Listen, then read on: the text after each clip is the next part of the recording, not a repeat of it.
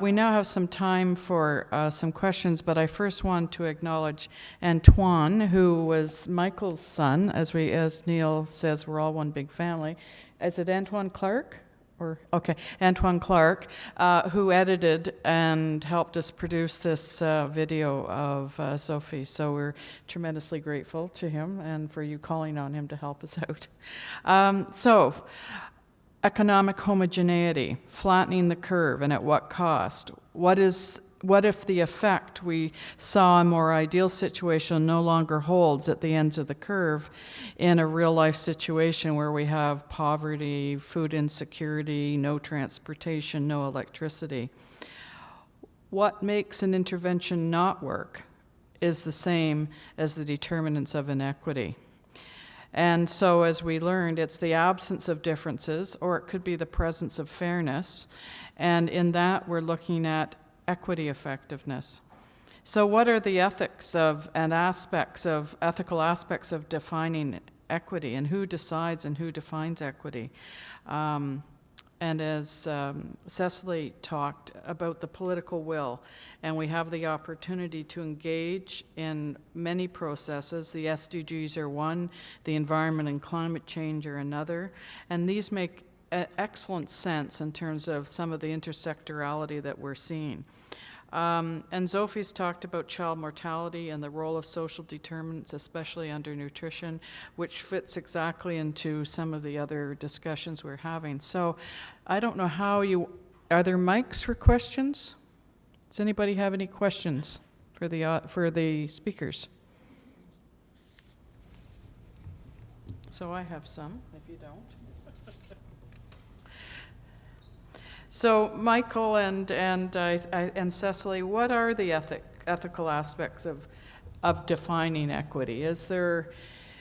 What are the dilemmas when you say we want things to be equitable and deciding on fairness? If you think from a programmatic point of view, or you think from a research and development point of view, what are some of the dilemmas that cause you to pause and think? Well, I mean, one of the things that we're calling for and have called for is universal health coverage, right? And on the surface, this goes back to that graphic, right? On the surface, universality sounds great, but it depends on how it's implemented, because the kids who are facing the hardest, are facing the greatest challenges to their health often need more than just what is the basic, or what, access to basic services. They actually need greater investment. They need a bigger leg up. They need more support. And I think that's one of the things that, from a policy point of view and an investment point of view on the part of government, is always the hardest argument to make with government, because particularly in developing world contexts, where they already don't have a health system, or not a very strong health system, and now you're saying to them, okay, we want you to build a health system, then we want it to be universal, and then, by the way, to reach the furthest geographically, to reach the community that you don't like and never liked and is marginalized within your own culture, to provide women with what they need, you're going to have to actually do more. So it's a tough ask. But that is the ethical ask. But it's not an easy fight, right? And it is a fight. I can give a slightly different spin on the question, because I think it's really important.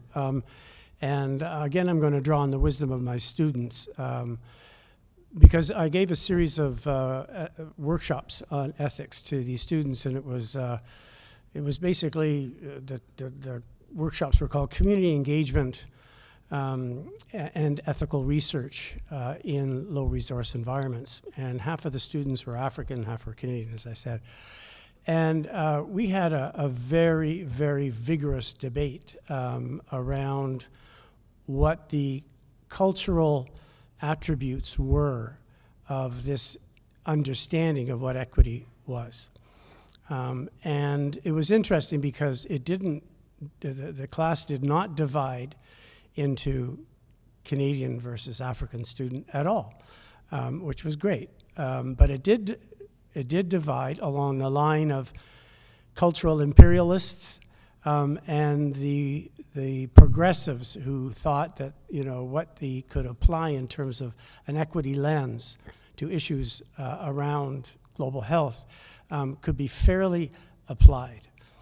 And so at the end of the day, there were some I think the whole class felt very concerned about the cultural context in which these definitions were taking place. And I don't think we can deny that there are nuances to any concept of equity. It's not just points on a graph. There's a great deal of uncertainty.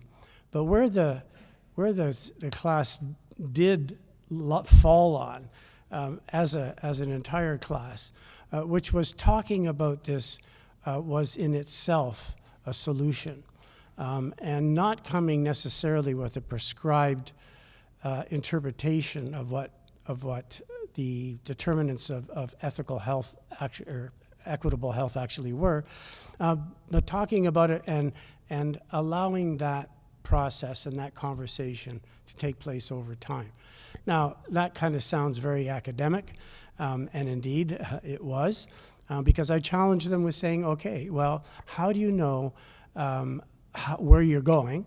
How do you know how to get there? And how do you know once you've arrived, unless you've got some kind of indicator? And that's where we came back to this whole issue of how culturally determined are the SDGs? How much are they, in fact, a reflection of Western values, of the values of the global North? Those questions are not answered at this point, and there is concern, and I think it's legitimate. But I challenge you back a little bit in the sense that the SDGs, there was no question the MDGs were definitely a northern sort of construct that was applied. I will say that with the SDGs, far from perfect, right? I grant you that, but there was a much more bottom-up engagement in terms of at least identifying, if not the finite, granular goals themselves and the indicators themselves, which have now sort of been taken up by the UN process and governments and what have you, but the identification of sort of areas of focus and what have you, I think, was a fairly well-informed process in terms of being a bottom-up process and a lot of consultation. So for sure there's concerns, but at least I have to say that it was a better process and a more involved process than the last time out. And we just hopefully will get better with each effort at being this kind of tackling these big issues collaboratively, because we really have to actually figure out how to tackle these big issues collaboratively. We don't really have much of a choice anymore, to be honest. Like, we're really at the point where, you know, we better figure out how to work better together, or there isn't going to be an us to work with, you know, ultimately. And I think that speaking of that and speaking of measurement, working together on these piles of indicators for the SDGs and the UN climate change and environment demands, these countries are going to be burdened with indicator measurement demand overload. So working together will be something that I think that some of the northern international NGOs can really take a stand on, as well as the research academic organizations, because this is massive and the capacity is not strong, and nor is there a lot of funding that goes to that part of the financing. Mm-hmm. So it's something that concerns a lot of people. Are there any questions? You've been sitting all day. Oh, great. And you'll have to use your outside voice or come and use the mic. Everyone hear me? Oh, yes. Yeah. Wow. So I just had a quick question about the graph, the square graph that Mr. Clark used with the line of sustainability and the, Oh, thank you, and poverty. Okay. Sorry. So it was easy to see, no surprise, the countries that were on the right-hand side going up. There was the United States I could see in there, and Italy in that box, and then I could just, before it disappeared, I could see Brazil, no surprise, other countries in the lower. But the sweet spot, None. I couldn't see any present place in the sweet spot. And if you could just speak to what that might look like to be in the sweet spot, or if there is any place presently that falls into that sweet spot. There is one country that comes very, very close. And in fact, if you blow up that graph, you can see its circle actually has a corner of that circle in that sweet spot. It's Costa Rica. Interesting. I mean, one of the things that, and some of the people who are more focused on environment in the room would probably be more aware of this SDG, but or this portion of the SDGs. I mean, one of the things that's really interesting is that the SDGs are challenging us to shift consumption. So, to your point, to lower consumption in the north and to increase sort of environmentally sustainable consumption in the global south. I'll tell you a funny story. I scared the pants off of the folks at Global Affairs Canada shortly after the SDGs were sort of finalized, when I pointed out to them that it was about a reformation. It wasn't a revolution. It wasn't trying to take away or trying to destroy capitalism. That's not what the SDGs are doing. But it is a substantial challenge to capitalism and a reformation or attempt to reform capitalism. And the folks in the economic growth department or unit of GAC who were not, this was before inclusive came into the conversation, and it was before the new government, literally looked like they'd swallowed their tongues when I told them that. And I said, you need to read what that says and what that really means. And I don't know if we can get there. It's a pretty big jump, but that's sort of what it's trying to do. And we'll see if we can accomplish it. It's interesting because that plot has not, of the HDI versus environmental footprint, has not been updated in a while. That, to me, would be a very smart way to track this over time. So I've got to go back and look and see where that data has come from, and see if we can't track that over the period of time. I think that would be a good indicator as we move Canada down into that sweet spot. So what master's student wants to do a thesis? Perfect. I'd be happy to supervise. Are there any other questions? Oh, yes? Question for Save the Children. Are you maintaining the language of child survival or going away from it? And if you maintain it, why? Well, I mean, yeah, I think we do talk about child survival. We don't exclusively talk about child survival.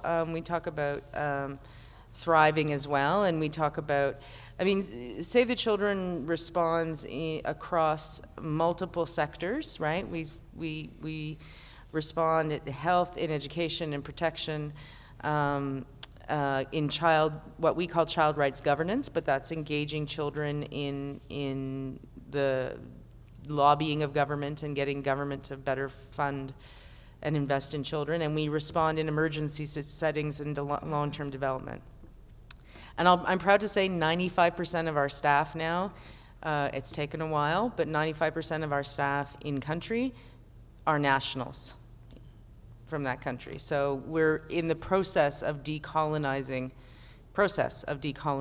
our own work, which is good to see.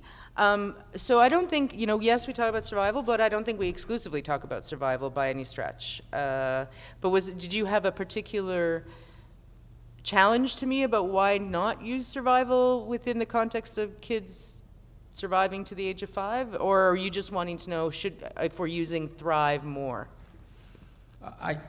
I'm becoming more allergic to the idea of child survival because we use them in certain part of the world, but not in other parts. And so if we are talking about children in general, I would prefer that we talk about the language that's inclusive, and then also that goes across the way we deal with the child development language than the survival. I think it's more than that. Yeah, no, I think that's a really valid point, and certainly Save the Children Canada is rebuilding our domestic program, and we're working a lot with Indigenous communities right now, and we are challenging ourselves around the kind of language we use and why we use some turns of phrase in some parts of the world and not in others. And I can say, we're 30 different sort of fun, Save the Children members is what we call them, but those are groups that both fundraise and do implementation work, or implement members, but we're in 120 countries total. And it is a challenge. Like we use the word, we talk about the fact that we talk about colonization, and we talk about the implications of colonization because of the relationships we're developing with Indigenous communities here. We've been asked to confront our own privilege and our own understanding of where we sit as a non-Indigenous organization within that relationship, and so, and not all Save the Children's are there yet. So to get language that transcends an international organization that is in 30 countries takes time, but there are pockets of that kind of work underway. No, I just asked because you are the only children folks there, but it's a challenge even for myself because as a Congolese trained in North America, I use the same language, but I have to tell myself that maybe it's time for myself to change it, not necessarily just from those who come from the north. Anyway, that's all I wanted to say. Yeah, no, but I appreciate that. Thank you. So I'm aware that there's a number of meetings happening right after this session, and I don't want to carve into those. So if there's any other questions, maybe you could come to the front and speak. Oh, you want? Well, as long as you say it's okay, it's okay. Okay, yeah. Don Sutherland. Thank you. Just a couple of things interest me. First of all, we talk about we are going to solve some problems out there. Like it's almost like a white woman's burden or something like that. And I think we have an issue in Canada, and maybe we should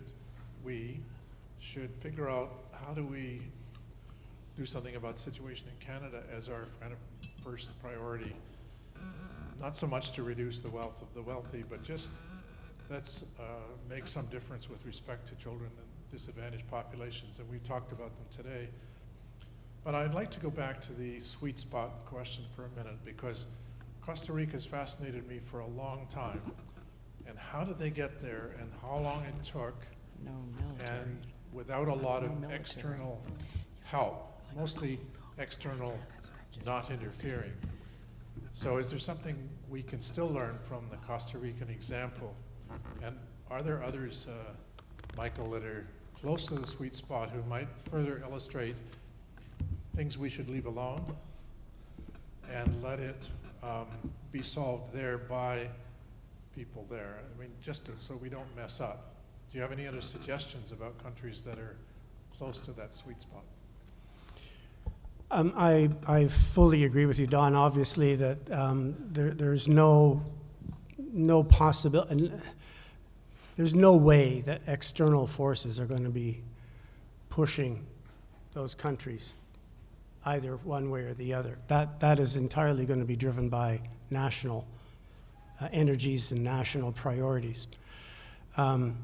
It's interesting, if you've been to Costa Rica and you talk to people, the best information that you can get about anywhere is from a taxi driver, right? So you talk to a taxi driver and you ask them, what's good about Costa Rica? He says, health, health. We got free health care. How come you have free health care? Because we have no army. They have no army, no military. All right? So deal with it, Canada. Figure it out. Yes, I mean, that's a pretty strange thing for us to consider. But nonetheless, that's certainly from Costa Rican taxi drivers in San Jose. That's what they'll tell you, that it's because they have no military. that they're able to progress and protect a large part of their environment. So who's moving in those directions? It's the usual suspect. I mean, the Scandinavian countries are certainly moving well into the highest HDI territory for sure. I still think they've got work to do on the environmental sustainability agenda. Canada is obscenely high up into that sour spot up in the top. But it is, I think, a useful indicator of how well or how well not we're doing. And I would push for it as a monitoring device. And Don, you mentioned marginalized, vulnerabilized communities in Canada, especially children. And as we know, Canada has to report on our own progress. And so it'll be really important for us to make sure that we get the disaggregated information out there so it doesn't all get bundled up to a national report that says everything's just fine and well, thank you very much. So the role that we can play and the role that the minister responsible for Aboriginal First Nations affairs and health will be really important, I think, in the future. Sorry. No, and I just wanted to say, so I talked a little bit about the fact that Save the Children Canada is sort of building a Canadian presence, and we will be applying that framework that I showed you. Actually, is the global campaign framework, and it will be applied within the context of our advocacy work here in Canada, but we're very conscious that we are a non-Indigenous organization, and so we have to take the lead from our Indigenous partners in terms of what parts of this agenda align with what their goals are, and so that's a piece of work that's going to be done over the next year, and because we can't speak for the Indigenous peoples of Canada, but we can be allies and we can leverage our campaign to hopefully help their efforts, and that's our goal this year. Great, thank you, and thank you to you, Michael, and to Cecily, and to Sophie for speaking. We're thinking tomorrow at lunch, if anybody's interested in talking about these recommendations or some points coming out of the meeting that we would then send on to the government, we could have a table at lunch. Michael, you'll be here? Yeah. Yeah, and we'll just pick a table, and anybody who wants to gather around that and have a chat and see how we might move that idea forward, we can meet tomorrow. So thank you, everybody, and enjoy the rest of the late afternoon and evening, and we'll see you tomorrow.